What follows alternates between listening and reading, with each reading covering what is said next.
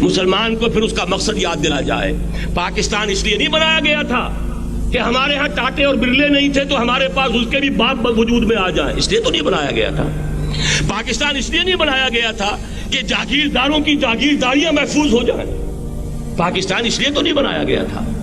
اور یہ کہ نمازیں اور مسجدیں تعمیر ہو جائیں، مسجدیں تو امریکہ میں تعمیر ہو رہی ہیں عالی شان سے عالی شان، اس لیے پاکستان نہیں بنا تھا.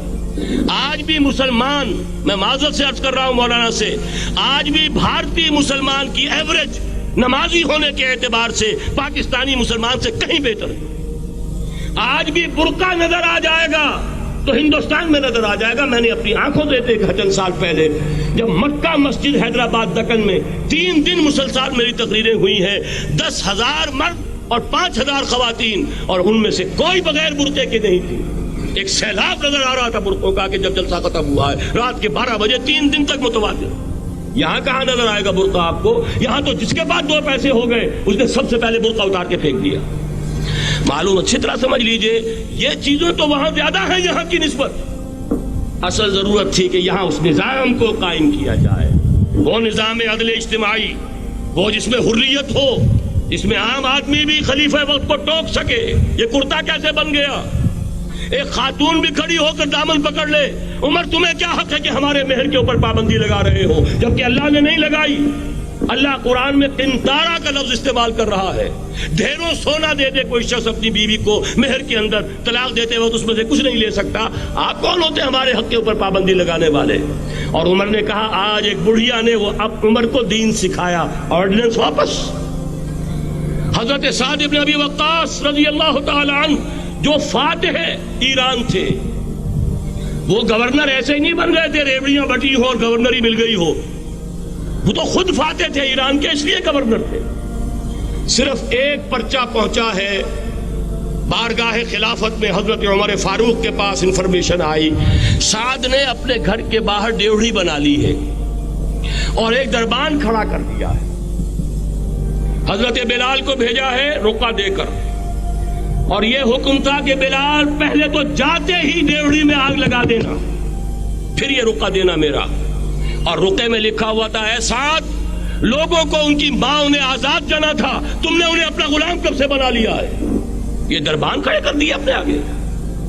وہ حریت، وہ مساوات کہ جا رہا ہو خلیفہ وقت اور چارج لینے جا رہا ہے بیت المقدس کا، کوئی ذاتی علاج کے لیے نہیں جا رہا، سیر و سیاحت کے لیے نہیں جا رہا، چارج لینے کے لیے بالکل سرکاری وزٹ ہے، آفیشل وزٹ ہے، اسٹیٹ وزٹ ہے. اور حال کیا ہے؟ 700 میل کا فاصلہ طے کرنا اور ایک اونٹنی، کوئی انٹوریج نہیں، کوئی خدم و حشم نہیں، کوئی جمبو جٹ بھرے ہوئے نہیں، کچھ نہیں. ایک اونٹنی، ایک خادم. اس ایک اونٹنی پر چونکہ راستے کا راشن بھی ہے لہذا 2 آدمی نہیں بیٹھ سکتے، ایک بیٹھ سکتا ہے. ایک منزل خلیفہ وقت بیٹھا ہوا ہے اوپر اور خادم نکیل پکڑ کر چل رہا ہے.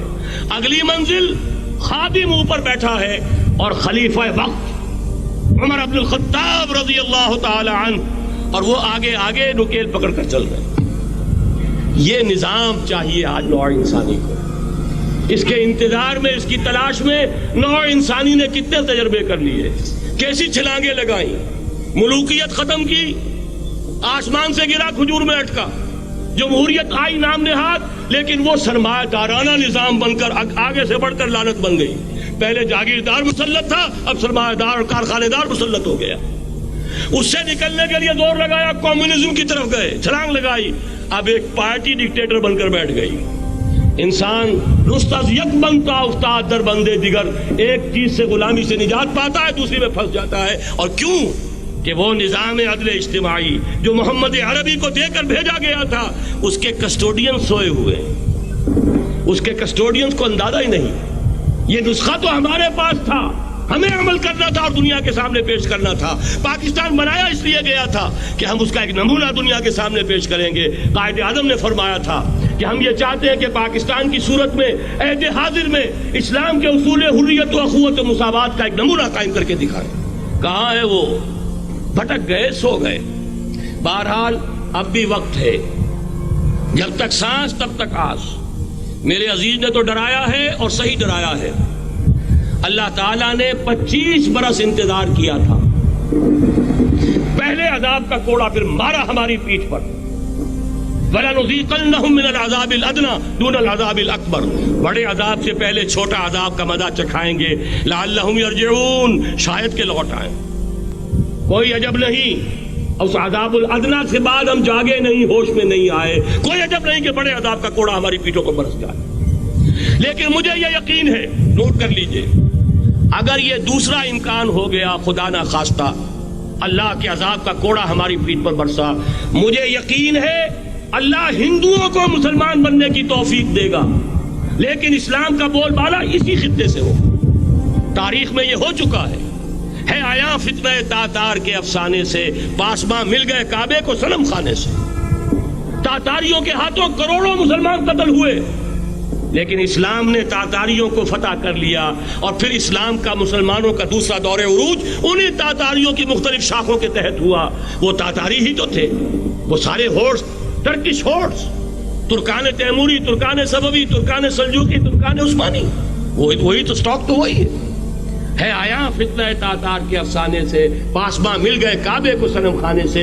اس لیے کہ حضور نے فرمایا مشرق سے ہوگا, جہاں سے فوجیں چلیں گی. تو کوئی عجب نہیں. بہرحال یہ دو امکانات ہیں, لیکن اس کا فیصلہ تیرے ہاتھوں میں ہے, دل یا بدن. سیدھی بات. اگر تو اب بھی ہم ٹھیک ہو جائیں, جاگ جائیں, ہوش میں آ جائیں, قوم یونس کی طرح توبہ کر لیں, تو بغیر عذاب کے کوڑے کے رحمت خداوندی ہم پر سایہ کرے گی. اگر ہم نہ جاگے تو وہ عذاب کا کوڑا آئے گا.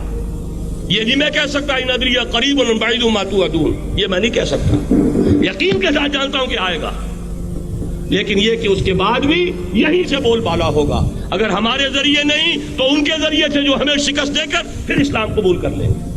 لیکن کیوں نہ پہلے ہی راستے پر چلنے کی کوشش کریں.